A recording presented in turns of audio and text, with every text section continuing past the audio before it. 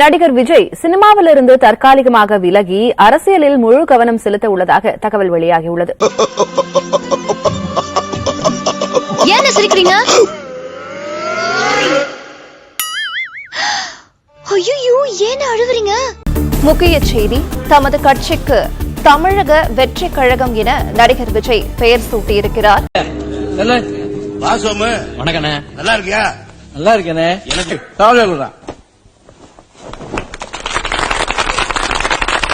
நான் வரேன் தலைவரே.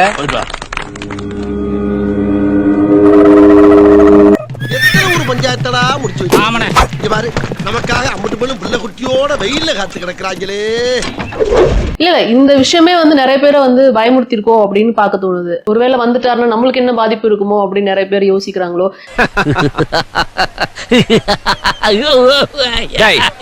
உண்மையை சொல்லு, நீ சிரிக்கிறியா அழுவுறியா? தெரியலையப்பா. அதாவது திரு சீமான் அவர்கள் சொல்லியிருக்காரு இல்லையா, இன்னும் சினிமா துறையில இருந்து தான் வரணுமா தலைவர்கள், தமிழ்நாட்டுக்கு இது சாபமா அப்படிங்கிற மாதிரி எல்லாம் பேசியிருக்காரு. அப்படி இந்த சாபத்தை நீக்கணும்னா ஃபர்ஸ்ட் சீமான் அரசியல் விட்டு போகணும். சாம்பார் அப்ப எனக்கு சமூக வலைதளத்துல கிட்டத்தட்ட நாம் தமிழர் கட்சி இருக்கும், விஜய் மக்கள் இயக்கத்துக்கும் சண்டை நடக்கிறத பார்க்க முடியுது. சண்டே ஓரமா வைங்க. சீமானை எப்ப தெரியும் உங்களுக்கு? படத்துக்கு அப்புறம் தான் தெரியும். படம் வந்ததுக்கு அப்புறம் தான் தெரியும். இப்ப என்ன பண்றீங்க? என்கிட்ட 3 ட்ரிப் வாங்கி முடுக்குன்னு குடிக்கிறீங்க. சினிமா இயக்குனர் தானே வர்றாரு. சீமானோட விசிட்டிங் கார்டு என்னமா? அவர் ஒரு இயக்குனர் அப்படிங்கிறது. இவரே சினிமால வந்துட்டு அப்புறம் திரும்ப வருத்தத்திற்கு ஒரு விஷயம் பேச. நீ கேட்ட ஒவ்வொரு கேள்வி என்ன செருப்பால் அடிச்ச மாதிரி இருக்குடா. மாதிரி இல்ல, உண்மையிலே செருப்பால தான் அடிச்சது. 2026 சட்டப்பேரவை தேர்தலில் போட்டியிட்டு வெற்றி பெறுவதே இலக்கு என்றும் நடிகர் விஜய் தெரிவித்திருக்கிறார். இது நம்ம ஆட்டம், எதிர்க்க நிக்கிறவன் கல்கழுத்து போனோம். நீ ஏறி யாரா கபில, அது நம்ம காலம், பாத்துக்கலாம். தம்பிக்கும் சேர்த்து சொல்றேன், உங்களுக்கும் சொல்றேன். தொடங்குதல் எளிது, தொடர்வது ரொம்ப கடினம். அப்ப தொடங்குறது போது இருக்கிற ஆர்வமும் அந்த ஈடுபாடும் கடைசி வரை தொடர்ந்து இருந்ததுன்னா யாரும் வெல்லலாம். பிரச்சனை நமக்கு அந்த ஓட்டலக்காரங்கடா. இந்த மஸ்கிட்டோ நடுவுல பூந்து ஆட்டின்றான். தொடர்ச்சியா நிக்கணும். இப்ப நான் என்ன நீ தோக்கடி, இதுக்கு மேல தோக்கடிக்கவே நீ முடியாது. அவ்வளவு தோத்திருக்கேன் நான். ஊருக்குள்ள போய் காட்டு பாருங்க, நாங்க அடி வாங்காத ஏரியாவே கிடையாது. எவ்வளவு அடி வாங்கினாலும் சத்தமே வராது, ஓடுனது கிடையாது. அதனால நான் போட இந்த தேர்தல இன்னொன்னு அப்படி போயிட்டே இருப்பான். அதனால ஒண்ணு தம்பி, ஊர்ல உள்ள மாடெல்லாம் ஒண்ணு சேர்த்து வைக்கிறியா தம்பி? உனக்கு ஒரு கல்யாணம் காட்சி நடக்கலையே தம்பி.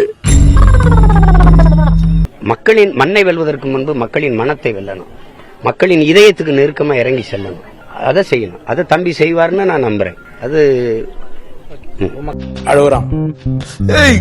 அழுவலடா. அது அழுவலையா? கண்ணீர் ஒழி பேண்ட்டுக்குள்ள போயினுக்குது, அழுவலன்ற. அதான் ரொம்ப முக்கியம். மண்ணை ஆளணும்னா முதல்ல மக்களின் மனதை வெல்லணும். சீமானே, தளபதி கிட்ட மோதாத, ரசிகத்தை மோதிப்பாரு. பொறியியல் பிரச்சனை அப்ப தெரியும் உனக்கு.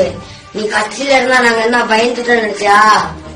ஒதுங்கி போறான், உரசி பார்க்காத, அவ்வளவுதான். இன்னொரு வாட்டி நீ ஏதாவது பேசுனீங்க அவ்வளவுதான். உனக்கெல்லாம் விஜய் ஈடாகாது.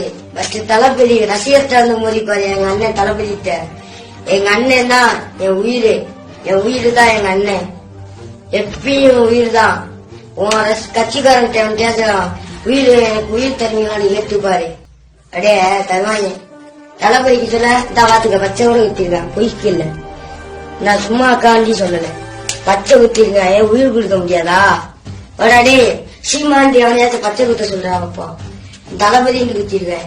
ஓடாடே, ஏன்னா ஒரு ஆளு அவங்ககிட்ட பேசிக்கிட்டு இருக்கும் போது ஒரு சின்ன பேசிக்கிட்டே கேட்டுட்டு பேசாம உட்கார்ந்திருக்க. நான் கேட்காத மாதிரி இருக்கேன்ல, அதே மாதிரி நீயும் கேட்டு கேட்காத மாதிரி இருக்க. இந்த விஷயத்தை பொறுத்த வரைக்கும் நிறைவா இந்த கேள்வி மட்டும் நான் கேக்குறேன்.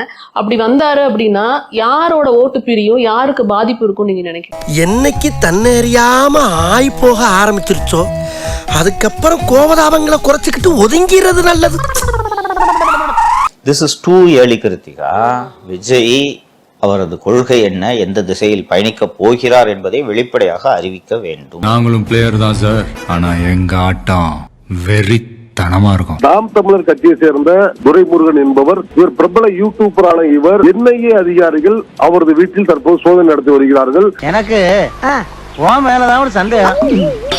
இது ஒரு மிகப்பெரிய அதிர்ச்சியை நாம் தமிழர் கட்சிக்கு ஏற்படுத்தியிருக்கிறது. ஒரு மனிதனுக்கு வாழ்க்கையில் அடி விடுங்களா? அடியே வாழ்க்கையா இருந்தா எப்படி? ஏனென்று கேட்டால் NIA என்பது இந்திய அளவில் தீவிரவாதிகளை தொடர்பான நபர்களை விசாரிக்கும் ஒரு அமைப்பாக இருக்கிறது. அவர்களுக்கும் இவருக்கும் என்ன தொடர்பு என்பது குறித்து ஒரு கேள்விக்குறியாக இருக்கிறது. சார் சும்மா மிரட்டிட்டு விட்டுருவீங்களா சார்? சத்தியமா சொல்றேன் சார், எனக்கும் இவனுக்கும் எந்த சம்பந்தமும் இல்ல சார். என்னது இது? இருமச்சான் பேசிட்டு இருக்கேன்ல.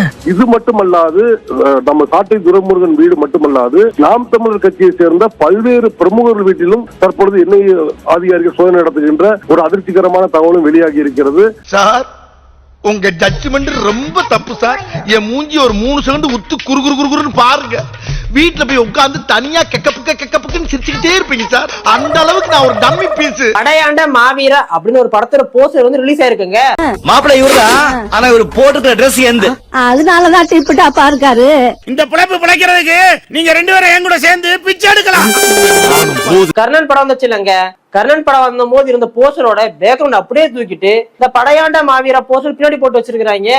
அந்த உடல் இந்த தலையோடு இணைய போகிறது. தாங்கள் புஜபல பராக்கிரமசாலி போலவே தோற்றமளிக்கிறீர்களே. ஏடா சுயமான எதுவுமே யோசிக்க மாட்டியா?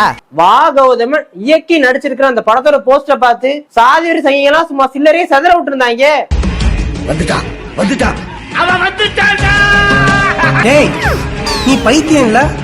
ஒரு போஸ்டே சொந்தமாட்டிக்கு வைக்க கிடையாது, ஆனா டைட்டில் மட்டும் பாருங்க, படையாண்ட மாவீராவா. ஏன் ஜாதியை வந்து பெருமையா பேச நிறைய பேர் கேக்குறாங்க. நம்ம ஒண்ணும் சாதாரண இனம் கிடையாது.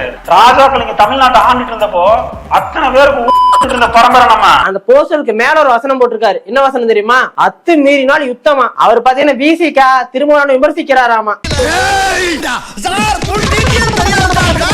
அது திருமணம் ஒரு புகழ்பெற்ற ஒரு வசனம் ஒண்ணு வரும். என்னது? அடங்கமாறு, அத்துமீறு, திமிரியலு, திருப்பி அடின்னு. அது எதுக்காக சொல்லப்பட்டது? ஒடுக்கப்பட்டவர்கள் தன் மீது நிகழ்த்தப்படக்கூடிய ஒடுக்குமுறைக்கு எதிராக கிளர்ந்து எழுகணும், எதனால அடங்கியே போவாங்க அப்படிங்கறதுக்காக சொல்லப்படக்கூடிய வார்த்தைங்க அது. அதை நம்மால பாத்தீங்கன்னு வச்சீங்களேன், அத்துமீறினால் யுத்தமா. அவனுக்கு வந்து சாதி சாதி சாதி அவ்வளவுதான். அதை தாண்டி அவனால சிந்திக்க முடியாது. சாதியை தூக்கி பிடிக்கிற வேணாலையும் மூளையை விரிவுபடுத்த முடியாது, சிந்தனையை விரிவுபடுத்த முடியாது. மூளையை சுருங்கி போயிடும், அதுக்குள்ள போய் அது முடங்கி கொஞ்சம் கொஞ்சமாக தவழ்ந்து தவழ்ந்து உயர்ந்த பதவிக்கு வந்தேன். அதை கூட கொச்சைப்படுத்தி பேசுகிறார். தவழ்ந்து தவழ்ந்து தவழ்ந்து தவழ்ந்து தவழ்ந்து தவழ்ந்து தவழ்ந்து தவழ்ந்து தவழ்ந்து தவழ்ந்து தவழ்ந்து தவழ்ந்து தவழ்ந்து தவழ்ந்து உயர்ந்த பதவிக்கு வந்தேன். தவழ்ந்து வந்தேன், உயர்ந்த பதவிக்கு வந்தேன். தவழ்ந்து வந்தேன், தவழ்ந்து தவழ்ந்து தவழ்ந்து தவழ்ந்து தவழ்ந்து தவழ்ந்து தவழ்ந்து தவழ்ந்து தவழ்ந்து தவழ்ந்து தவழ்ந்து தவழ்ந்து. நீங்க எந்த அளவுக்கு கொச்சை வார்த்தைகளை பேசினாலும், கொச்சையாக வசபாடினாலும் கொஞ்சம் கொஞ்சமாக தவழ்ந்து தவழ்ந்து உயர்ந்த பதவிக்கு வந்தேன். மாடு என் செல்வமடா மடாடா, கேடில் விழி செல்வம் கல்வி ஒருவருக்கு, மாடல்ல மற்ற இறையில் வாடிக்கிறார் என்னுடைய வேதம். மனிதனுக்கு கல்விதான் செல்வம், ஆனாலும் மாடும் நம் செல்வம் எங்க பாட்டனார் வள்ளுவ பெருமகன். என்னிடம் வராதீர்கள் தம்பிகளே, வகுந்து விடுவேன். எழுத்தாணியை சங்கிலே குத்தி விடுவேன். செல்லுங்கள் தோழர்களே. விஸ்வநாத நாயக்கர் இல்லைன்னா எங்க பாம்பொழித்தவனும் இல்ல, நீங்க சொல்ற கட்டபொம்மனும் இல்ல. ஏன்னா 90 கிராமங்களை இவ வந்து விஜயநகர பேரரசு, இது விஸ்வநாத நாயக்கர். இவர் 90 கிராமங்களை பிரிச்சு ஆளை கொடுக்கிறாரு. எங்க தாத்தா சித்திரத்தேவர் கொடுக்குறாரு, அவருடைய மகன் தான் பூலித்தேவர். அப்ப இந்த அழகு அந்த மாதிரி எங்களுக்கு இது ஒத்துக்கிறதுக்கு என்ன இருக்குது? அதை கோபால் நாயக்கர் இல்லைன்னா எங்க பாட்டியினுடைய பயணத்துல பெரிய பின்னடைவு இருந்தது. பெரிய ஆதரவு கொடுத்து தங்க வைக்கிறாரு தன் மகள் மாதிரி. நீங்க இதெல்லாம் தெரிஞ்சுக்கணும்ல. நீங்க என்னடா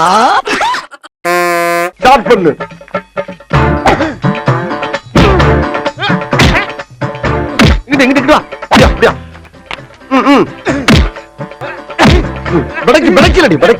மண்டையில மட்டும் அடிச்சிடாத, குலக்கேசல் உள்ள போயிருவேன். சரியா?